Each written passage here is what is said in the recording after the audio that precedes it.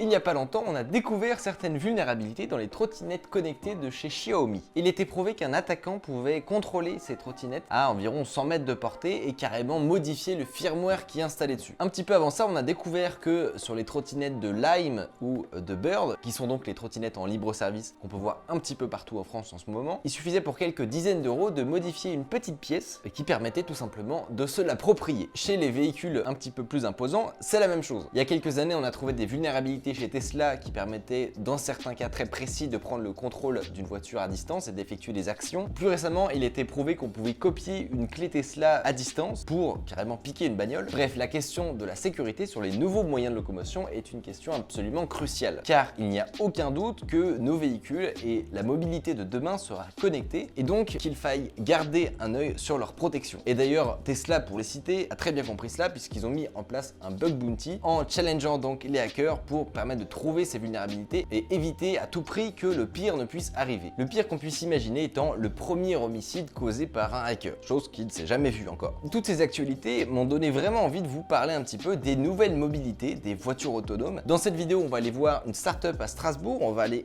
carrément au CES de Las Vegas où la voiture autonome a une place très importante chaque année. Et avant ça, on va aller voir Allianz, qu'on remercie d'ailleurs énormément au passage et sans qui cette série ne pourrait tout simplement pas exister, car en tant qu'assureur, ils ont un rôle très important à jouer dans la révolution qui se profile. Bienvenue dans Code Trotter.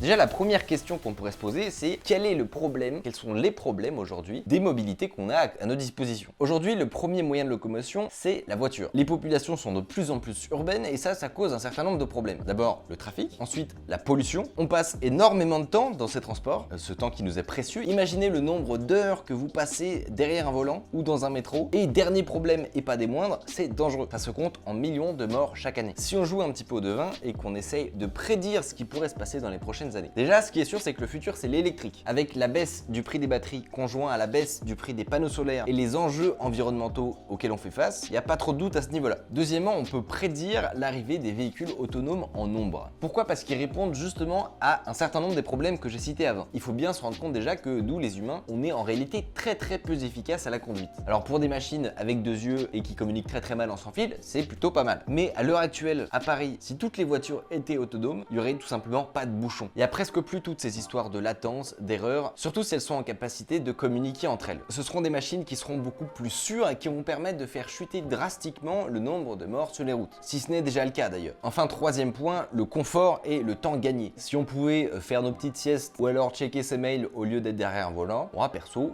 je suis pas contre. Et en me renseignant sur le sujet, ce que j'ai compris, c'est que c'est pas seulement un changement dans nos habitudes de conduite. Parce que un des gros problèmes aujourd'hui avec l'utilisation des voitures, c'est que, a priori, dans ceux qui me regardent, dans tous ceux qui ont une voiture, il y a une forte chance pour qu'elle soit garée quelque part et qu'elle bouge pas. Et que ça, ce soit le cas 95% de la journée. Ce qui en soi est d'absurdité. C'est-à-dire que là, à l'instant T, il y a une toute petite partie en réalité du parc automobile en France et même dans le monde qui est utilisé, qui est en mouvement. Le reste dort, n'est utilisé à rien. C'est effectivement, on peut le dire, un gros gâchis. Et tel que les choses se profilent, c'est pas du tout impensable que d'ici quelques années, ceux qui ont la chance d'avoir une voiture pourront la mettre à disposition. Aujourd'hui, si on regarde le modèle de Uber ou autre VTC, ça ressemble quand même beaucoup à l'usage qu'on pourrait avoir d'une voiture autonome. Bon là, avec un chauffeur. Mais vous avez votre appli, vous appuyez sur un bouton, il y a une voiture qui arrive, elle vous pose à l'arrivée, vous avez terminé. Au lieu d'investir une somme conséquente d'argent dans le véhicule, vous payez seulement à la demande. Bon, aujourd'hui, on est d'accord, c'est moins rentable de payer 2 Uber par jour pour aller au travail que d'avoir sa voiture. Mais qu'est-ce qui va se passer quand ce sera plus le cas? Quand ces voitures n'auront plus besoin de chauffeur et que l'électricité sera beaucoup moins chère. On peut très bien imaginer un futur où très peu de gens auront des voitures, ou alors ce seront des flottes qui appartiennent à des entreprises, et du coup, il y a presque plus besoin de parking. Ça fait beaucoup plus de place dans les villes et on a besoin de produire beaucoup moins de véhicules. En soi, moi ça me paraît presque logique qu'on arrive à un truc comme ça. Là, vous êtes peut-être en train de vous dire, oui, c'est bien beau de rêver, mais ce genre de choses-là, je le verrai jamais de mon vivant. Et ben, je m'en rendais pas forcément compte, mais la technologie a déjà énormément avancé, notamment grâce au progrès de l'intelligence artificielle et de la quantité de données qui est de plus en plus importante sur la conduite. La plupart des constructeurs automobiles s'avancent pour dire que entre 2020 et 2025, on devrait voir les premiers véhicules de niveau 4 sur le marché. Niveau 4, ça veut juste juste dire que c'est un véhicule qui n'a pas besoin de conducteur, qui est complètement autonome, mais qui doit être sur un terrain à peu près connu dans des conditions pas trop extrêmes. Ce qui va vraiment freiner l'arrivée de ces nouveaux modes de transport, c'est d'abord la législation. Il y a énormément de questions qui sont soulevées, d'ordre moral notamment, sur la prise de décision, sur la responsabilité, qui est responsable s'il y a un accident. Bref, plein de questions cruciales sur lesquelles la société va devoir s'interroger. Mais si on arrête un petit peu de regarder le futur, on peut se rendre compte que, en réalité, les mobilités, elles évoluent extrêmement vite, notamment au niveau des plus petits véhicules. Je vous parlais au début des trottinettes connectées de chez Xiaomi, mais de façon générale, les véhicules à la demande et les véhicules électriques font un carton ces dernières années. Et pour tout vous avouer, je suis moi-même un gros client de ce genre de truc. Et comme je ne suis toujours pas satisfait, je vous propose qu'on aille tester tout plein de choses dans le genre au showroom Alliance à République.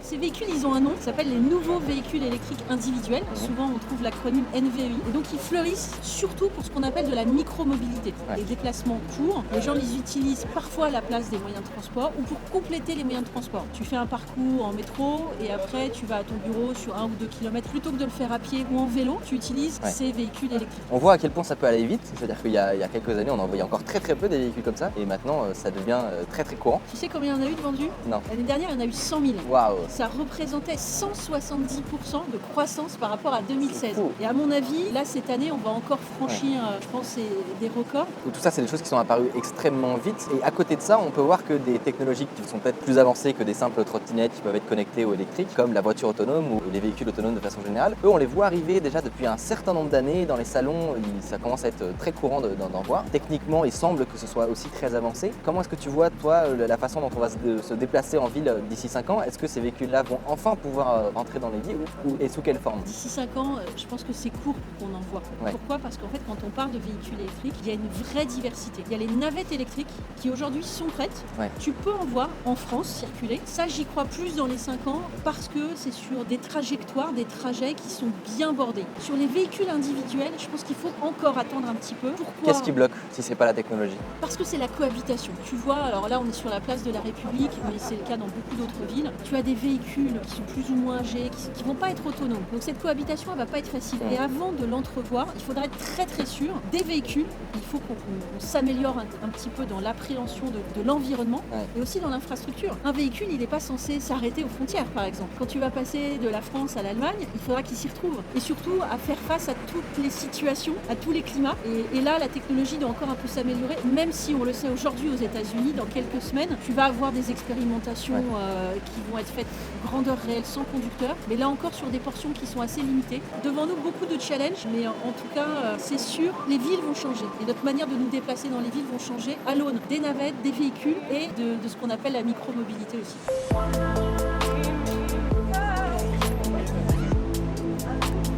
Vous l'avez peut-être remarqué avec la musique, la cathédrale et le style architectural spécifique. Nous sommes actuellement à Strasbourg pour aller découvrir une start-up qui s'appelle Note, qui font des trottinettes connectées et potentiellement électriques.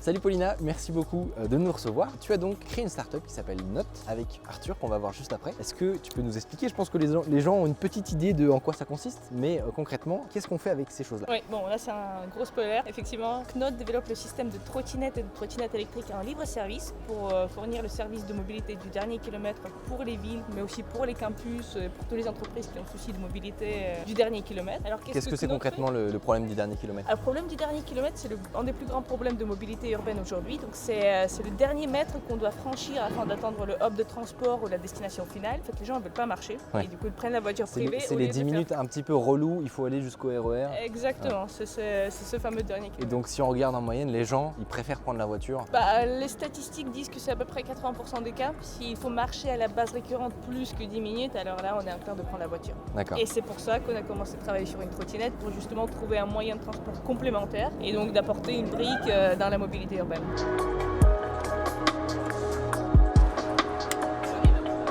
Du coup Arthur, concrètement, quand je mets ma trottinette sur la station, qu'est-ce qui se passe? Alors concrètement, Jamy, c'est tout simple. Les stations ainsi que les trottinettes communiquent avec un serveur informatique au même titre qu'un objet connecté. Donc il y a une petite antenne 4G. Voilà, qui va directement discuter avec Ça envoie le des serveur requêtes. informatique. Ça envoie des requêtes et ça permet de démarrer la location, de savoir qui démarre cette location, et évidemment de l'arrêter, de savoir où se trouve la trottinette, où se trouve la station, où on a un relevé GPS qu'une autre requête remonte via le serveur. Et du coup ça veut dire que vous, de votre côté, vous avez une vision globale de tout le On parc. sait tout mec, on sait tout man. Où sont les trottinettes sur la carte, Ouais. et tout, les déplacements, tout On sait ça. On sait tout. On a une vision globale qui permet un suivi de flotte et qui va nous aider sur la répartition des trottinettes au sein du réseau et qui nous permettent donc de mailler plus ou moins tel ou tel endroit. Et d'autre part, ça va aussi nous permettre d'entretenir le réseau, de savoir ce qui se passe.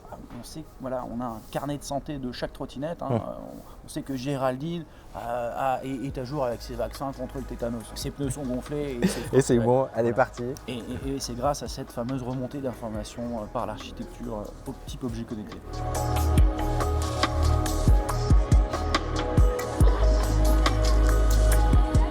Bon, des trottinettes à la demande, c'est super cool, mais moi mon rêve, c'est d'avoir ma voiture autonome. Et comment j'ai ça? Je vais au CES 2019 de Las Vegas.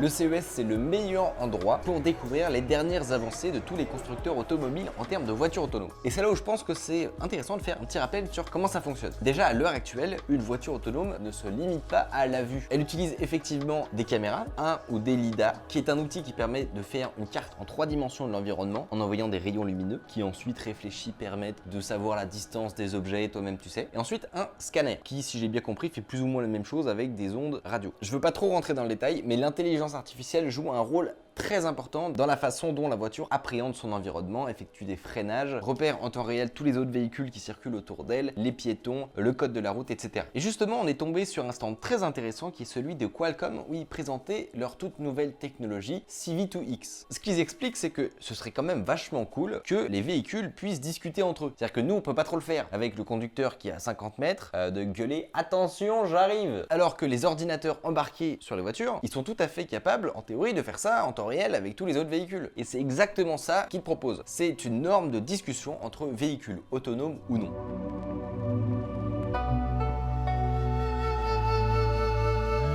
We see CV2X as another sensor in the car because other sensors like radar or camera can only detect what they see, but they cannot go beyond line of sight. Like if there is a car or someone behind the curve, they cannot see it. So that's where CV2X has the communication range and the non-line of sight performance.